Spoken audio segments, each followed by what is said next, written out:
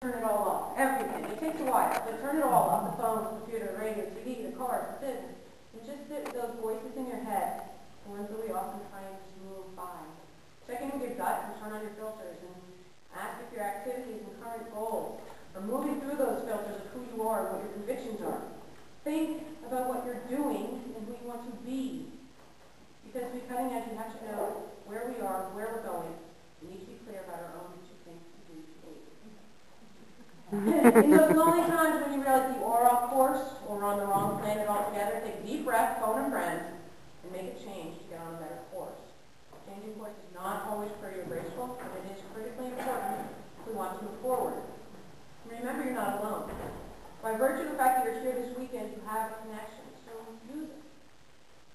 At some point between my arrival here in 1980 and now, I did develop a strong sense of self, and I'm grateful for the influence this community had on my development. My teachers here, in my entire educational career, and I did make it through college, they were the only ones that pushed me. No, I did.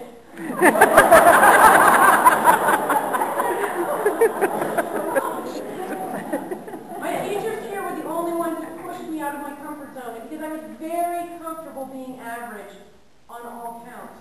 And as Weezy, my older sister, you know why. But some of them were very gentle and coaxing, Alice and Terry. Others, Mr. Coffin, Seamus. It all had the same effect. I developed a very strong sense of I can do it.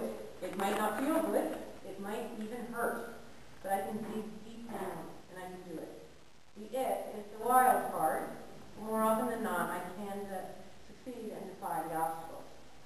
It was during my time here that I gained this life lesson, but I wasn't fully aware of it, nor did I put it into good use, until my late 20s when my first marriage crashed and burned.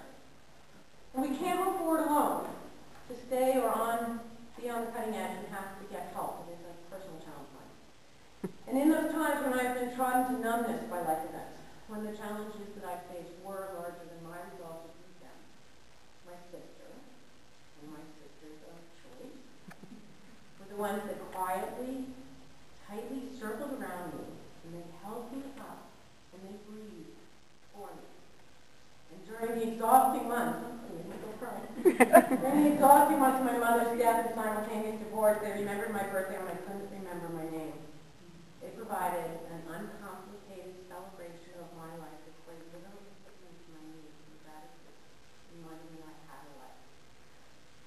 Thank goodness they're also there in the good times, because I need all the help I can get. And when I was ready to remarry, I could not deal with the prospect of a second wedding. They actually planned it from our 15th reunion dinner. They did. And then they hosted it. And they celebrated with me. And I'm still married. In these friendships, I have learned the value of forgiveness. I believe that we cannot be cutting edge if we are weighted down and yet face harmony and frustration and anger. Forgiveness is a challenge of its own. Certainly, I've had to ask for my fair share of pardons and some. But I found the challenge really lies in being able to offer true forgiveness. And I struggle to explain forgiveness to my children, because it's not simply saying it's all right when somebody hurts you or takes something. Because it's not all right. Forgiveness does not inherently provide the ability and willingness to trust again. And I've come to think that forgiveness is even self-serving. When I offer forgiveness to someone, I am allowing or forcing or encouraging myself to let go of something negative that's unchangeable, something that's not worth carrying forward. And frankly, the older I get, the less concerned I am with making the offender feel better. Forgiveness for me means freedom to move forward, always, with a fresh perspective on a relationship, and sometimes without that relationship at all. In the same way that outdated anger and frustration can hold us back, so can guilt. Guilt is an entirely unproductive emotion. No one gains. Except those few twisted people who feel that out and also good. But that's a sign of their insecurity. Move on. Let them go. Don't bring them with you. So please continue to practice forgiveness for yourself and others. In terms of expectations, we must honestly look and see the difference between what really is and what we want something or someone to be. We must manage the expectations that we have of ourselves and others have of us, and we have of them. The expectations that we have for ourselves and others have for us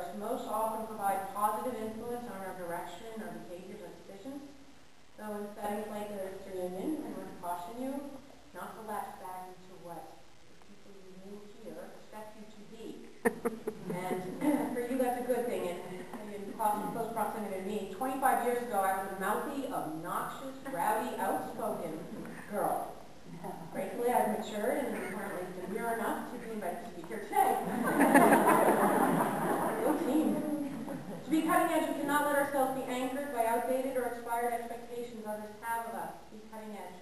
We need to be on a team, and we must be available to support each other, even if it's not altogether convenient.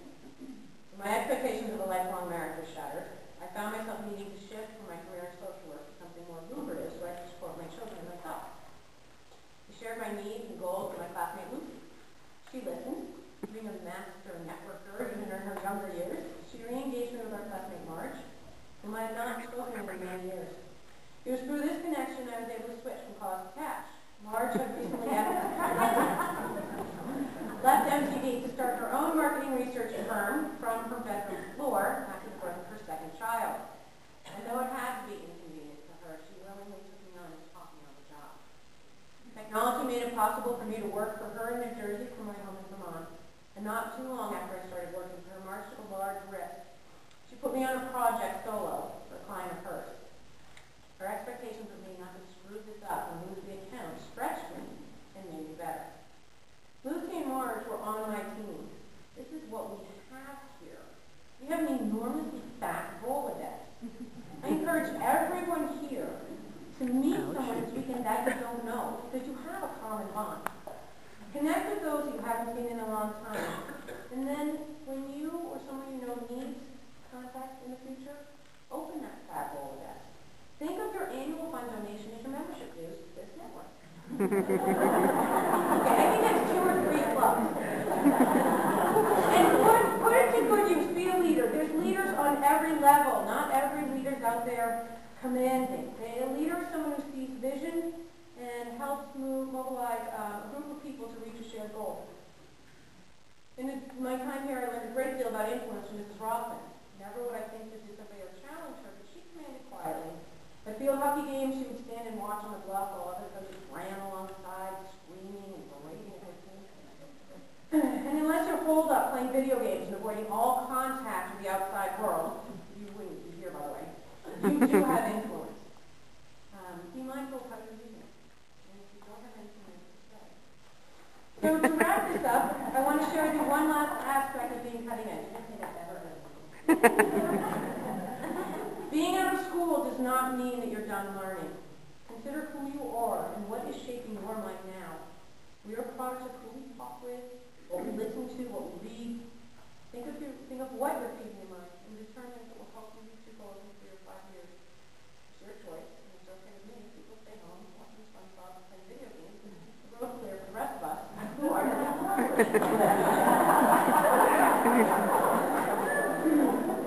A couple more plugs. So, in my time since Westover, having learned to read here, there are some books that I really highly recommend for women. A Whole New Mind by Daniel Pink. He talks about how those, the right brain strength, the out-of-the-box thinkers as we move through the information age, they're going to be the ones that are successful.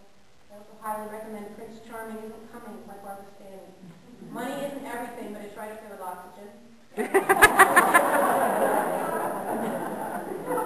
As women, it's important.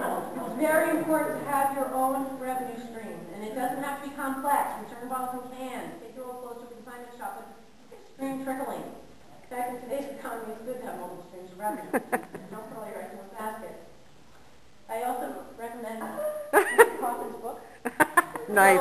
Gift shop. If you donate to the annual fund, you don't get this, but you should donate anyway.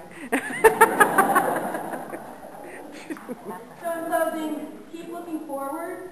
Don't underestimate your influence and role in others' lives, what you can do. Stay in touch with yourself, continue education. Practice forgiveness, nurture friendships, and for God's